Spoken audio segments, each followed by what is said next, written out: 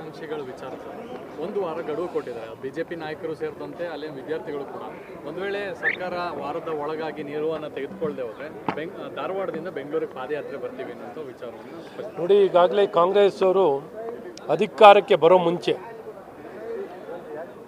ಚುನಾವಣೆ ಸಂದರ್ಭದಲ್ಲಿ 23ರ ವಿಧಾನಸಭೆ ಚುನಾವಣೆ ಸಂದರ್ಭದಲ್ಲಿ ನಾವು ಎಲ್ಲ ಸ್ಥಾನಗಳನ್ನು ಉದ್ಯೋಗಗಳನ್ನು ಭರ್ತಿ ಮಾಡ್ತೀವಿ ಅಂತ ಕಾಂಗ್ರೆಸ್ ಪಕ್ಷ ಭಾಳ ಸ್ಪಷ್ಟವಾಗಿ ಜನರಿಗೆ ತಿಳಿಸಿದರು. ಈಗಾಗಲೇ 3 ವರ್ಷ ಆಗ್ತಾ ಬರ್ತಿದೆ. 3 ವರ್ಷ ಆಗಿದ್ದರೂ ಸಹ ಇವತ್ತು ಈ ಉದ್ಯೋಗಗಳನ್ನು ಖಾಲಿ ಇರುವಂಥ ಉದ್ಯೋಗಗಳನ್ನು ಭರ್ತಿ ಮಾಡಲಿಕ್ಕೆ ಎಳ್ಳಷ್ಟು ಪ್ರಯತ್ನವನ್ನು ಮಾಡಿಲ್ಲ.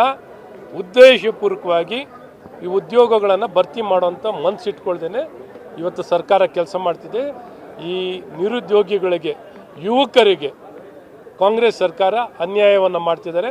ಅವ್ರಿಗೂ ಕಾದು ಸಾಕಾಗಿ ಅವರ ತಾಳ್ಮೆ ಮೀರಿ ಇವತ್ತು ಸರ್ಕಾರವನ್ನು ಹೋರಾಟದ ಮೂಲಕ, ತಮ್ಮ ಪ್ರತಿಭಟನೆಯ ಮೂಲಕ ಸರ್ಕಾರಕ್ಕೆ ಎಚ್ಚರಿಕೆಯನ್ನು ಕೊಟ್ಟಿದ್ದಾರೆ.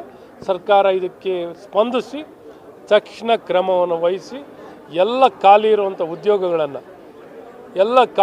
ಉದ್ಯೋಗಗಳನ್ನು ಭರ್ತಿ ಮಾಡೋಂಥ ಕೆಲಸಗಳನ್ನು ಮಾಡಬೇಕು ಅಂತ ಅನ್ನೋದು ನಮ್ಮ ಒತ್ತಾಯ ಕೂಡ ಇದೆ. ಹಾಗಾಗಿ ಅವರ ಬೇಡಿಕೆ, ಈ ನಿರುದ್ಯೋಗಿ ಯುವಕರ ಬೇಡಿಕೆ ಸರಿಯಾಗಿದೆ. ಈ ಬೇಡಿಕೆಯನ್ನು ಈಡೇರಿಸಬೇಕು ಅನ್ನೋಂಥದ್ದು ಸರ್ಕಾರವನ್ನು ನಾನು ಸಹ ಒತ್ತಾಯವನ್ನು ಮಾಡ್ತೀನಿ.